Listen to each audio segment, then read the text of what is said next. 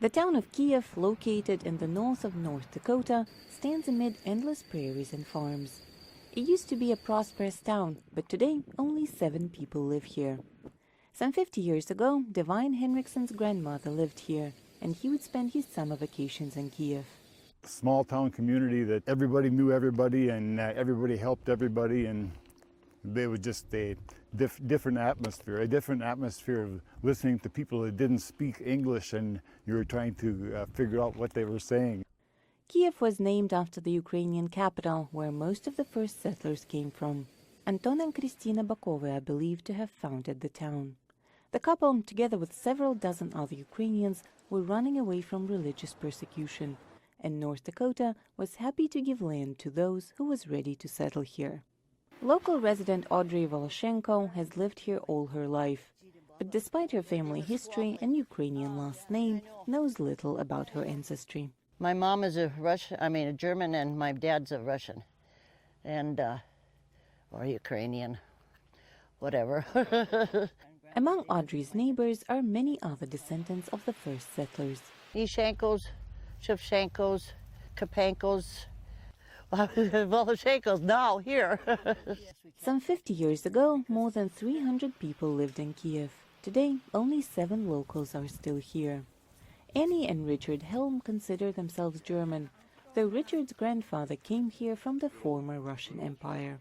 My father came from Germany.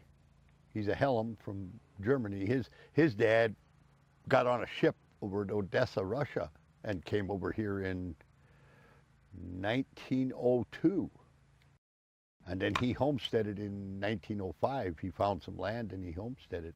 Locals remember when most of the residents of Kief were farmers. There were a handful of churches and 2 schools.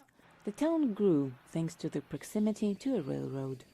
The train came out here, and this is what they used to call a tank town. They had a big water tank for the old steam locomotive. We'd stop here and fill up water and then go again, and that's where people settled.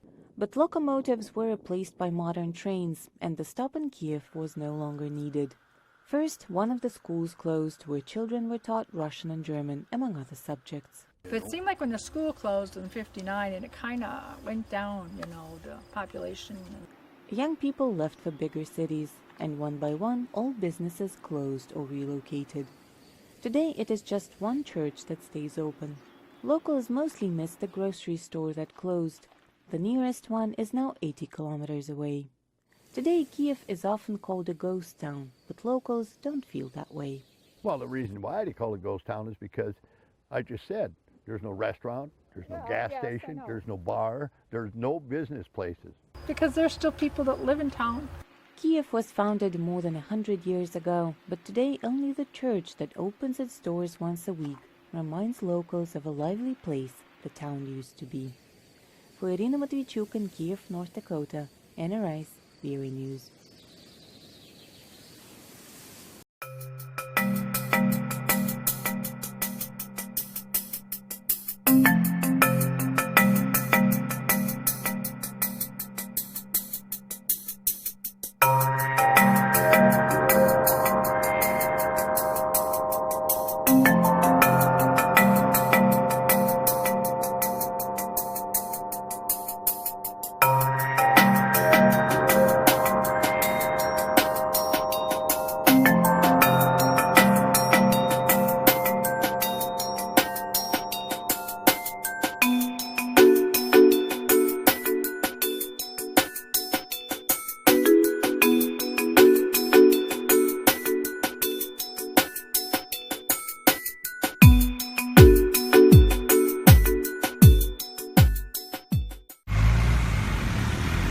Dirty air and water, lead poisoning, and polluted workplaces killed an estimated 8.3 million people in 2017.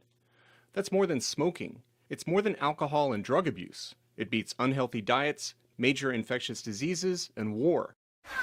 But it gets less attention than any of those in much of the world. That's according to a new report by the Global Alliance on Health and Pollution, which includes researchers, national health ministries, NGOs, and the United Nations. Rachel Kupka is executive director. It's pointing out that a global health crisis is in fact still undercounted, still under-addressed, still under-resourced. The report says pollution from traditional sources like smoky cook stoves and poor sanitation are declining, while modern pollution from factories, vehicles, and toxic chemicals are on the rise. Kupka notes that international investment has focused on traditional pollution. Water and sanitation, like I mentioned, has had a lot of investment in it, so the deaths are coming down, whereas the other issues in terms of modern pollution have not received the same or equivalent amount of resources and attention.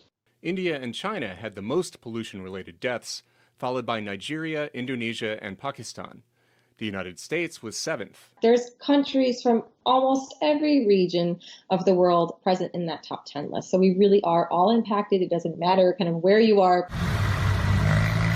Air pollution was the leading killer, making up 40% of the global death toll.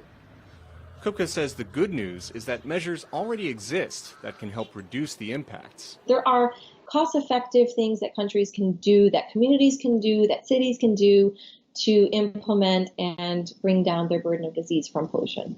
Authorities can adopt and enforce emissions controls for vehicles and smokestacks, require personal protective gear for workers, and other measures already in place in many countries. Steve Baragona, VOA News.